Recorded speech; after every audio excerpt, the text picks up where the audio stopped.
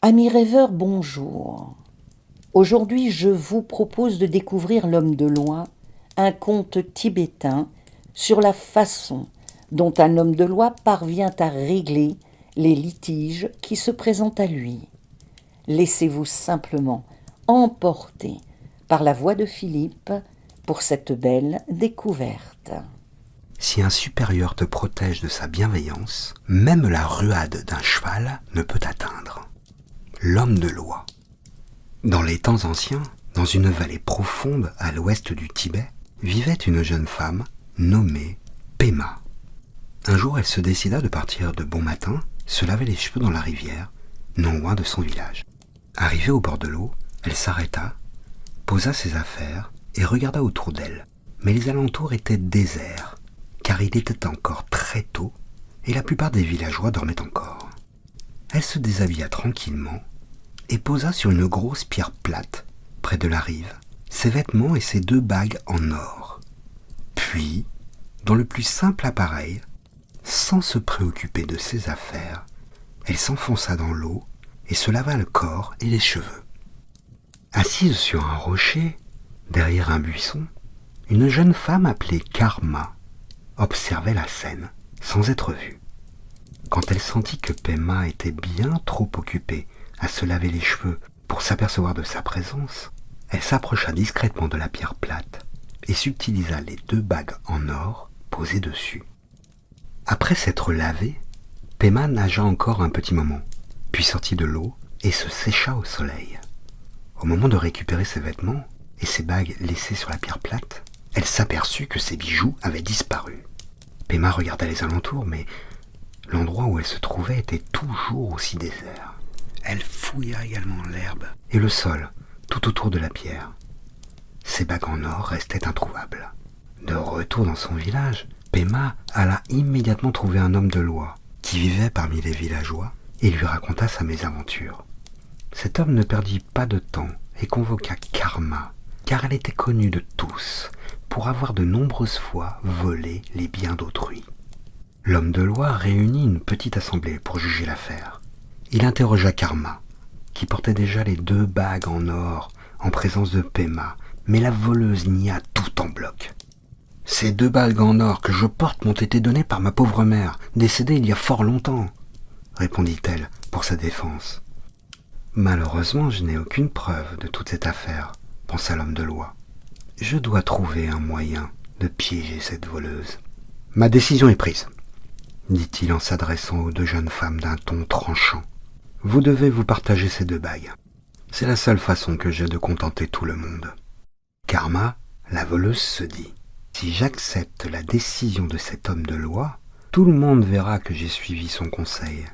Cela sera à mon avantage, à tous les niveaux. Même si je ne garde qu'une seule de ces bagues, c'est une bonne affaire, car elle ne m'aura pas coûté bien cher.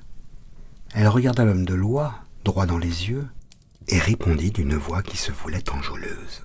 D'accord, je me plie à votre décision. Comme cela me semble être le plus juste, je ferai ce que vous me demandez. Pema pensa. Je n'ai aucune raison de donner cette bague.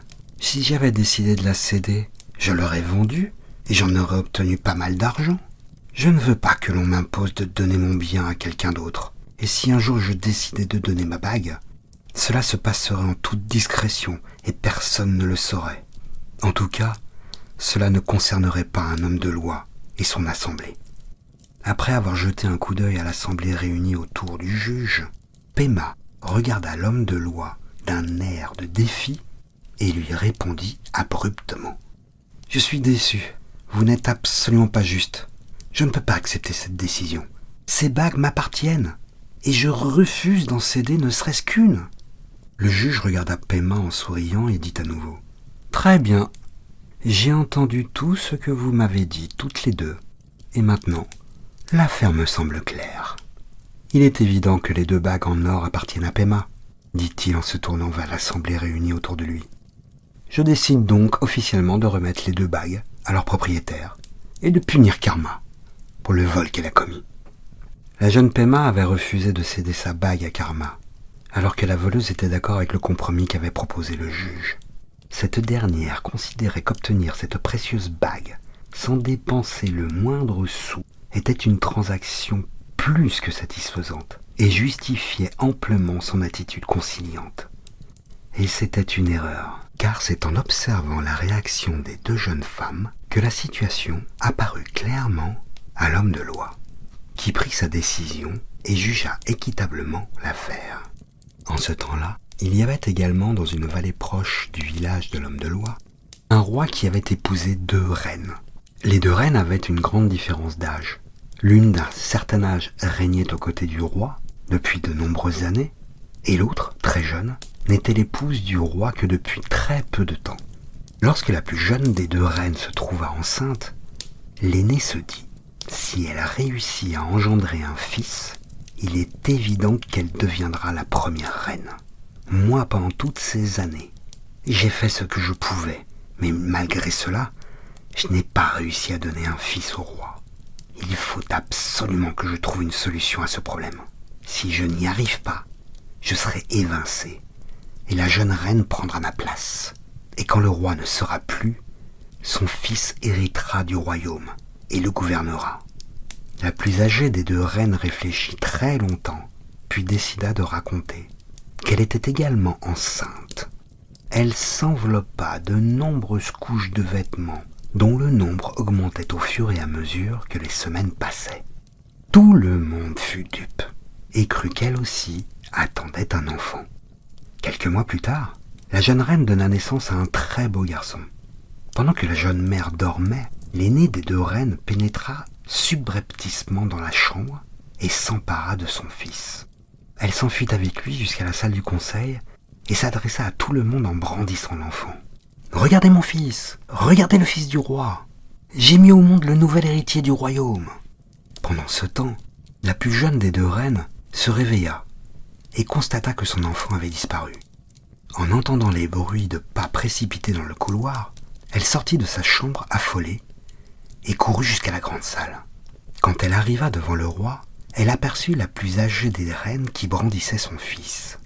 La jeune reine se dirigea vers son aînée, puis la désigna du doigt et se tourna vers l'assemblée en disant « Ce petit garçon qu'elle tient n'est pas son fils, mais le mien. Elle s'est glissée dans ma chambre et me l'a volé il y a quelques instants. Tu es folle, tu as perdu la raison. Cet enfant n'est pas ton fils, mais le mien, rétorqua l'aînée agressivement.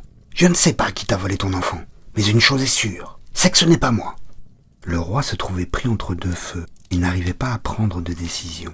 Il demanda qu'on lui amène l'homme de loi, qui vivait dans la vallée voisine. Quand l'homme de loi fut devant le roi, celui-ci expliqua les raisons pour lesquelles il l'avait fait mander, et lui demanda de trouver une solution pour son épineux problème. L'homme de la vallée réfléchit un moment, puis répondit au roi. Les 2 reines doivent toutes les 2 attraper une partie du nourrisson et tirer dessus de toute leur force. En aucun cas, elles ne doivent lâcher l'enfant, quitte à le déchirer en morceaux. Celle qui fléchira en premier et lâchera l'enfant aura perdu. L'autre sera officiellement reconnue comme la mère de l'enfant et obtiendra la garde du bébé. Le roi réunit à nouveau son assemblée et les 2 reines dans la grande salle. Il annonça à toutes et à tous que le moment d'attribuer une mère à son fils et de départager les 2 épouses était enfin arrivé. Il pria les 2 femmes de se mettre au milieu de l'assemblée et leur tendit l'enfant, qui se mit à pleurer. Il leur expliqua les règles de l'épreuve et leur demanda de commencer à tirer sur l'enfant. L'aîné se dit « Je dois absolument obtenir gain de cause et je n'ai nullement l'intention de lâcher ce nourrisson. » Et elle tira de toutes ses forces sur l'enfant qui se mit à hurler à plein poumon. La jeune reine, les larmes plein les yeux, pensa « Cet enfant est issu de ma chair et je ne veux pas lui faire de mal. Je préfère l'abandonner à mon aîné et de loin veiller sur lui. » Elle eut très peur de faire du mal à son fils et refusa de tirer sur lui. Elle baissa les bras et fit signe qu'elle abandonnait la partie. Un sourire triomphant apparut sur les lèvres de l'aînée des 2 reines, qui s'empressa de serrer l'enfant contre son sein. L'homme de loi qui assista à la scène se leva et dit alors au roi et à l'assemblée « Oh là, Soso, ma décision est prise. et je sais qui est la mère de l'enfant. Je décide de le confier à la plus jeune des deux reines. En effet, de toute évidence, ce petit garçon est né de sa chair et lui appartient. Vous tous ici présents, vous avez pu constater que l'aînée des deux reines a tiré de toutes ses forces sur l'enfant, sans aucun égard pour lui et sans aucune gentillesse. Nous avons là la preuve même que ce petit garçon n'est pas issu de sa chair. La plus jeune des deux reines a eu peur de lui faire mal. Elle a préféré baisser les bras et abandonner l'enfant à son aîné, plutôt que de le faire souffrir et de lui infliger des blessures. Et il suffisait d'observer. Il est évident que le bébé appartient à la plus jeune des deux reines. La plus jeune des deux reines avait en effet refusé de tirer sur l'enfant par peur de le blesser, alors que son aîné avait commencé à tirer de toutes ses forces sur le petit garçon. Celle-ci avait pensé qu'en suivant la consigne de l'homme de loi, on lui attribuerait l'enfant qu'elle avait dérobé. Et c'était une erreur, car c'est en observant la réaction des deux reines que la situation apparut clairement à l'homme de loi, qui prit sa décision et jugea équitablement l'affaire en rendant le petit garçon volé à sa véritable mère. Par les liens qui s'affichent maintenant, je vous propose de visionner 2 vidéos. L'une sur l'or, un métal incorruptible mais qui ne cesse de corrompre, et l'autre sur le grenat, la pierre du courage et de la passion. Rêvons et voyageons ensemble.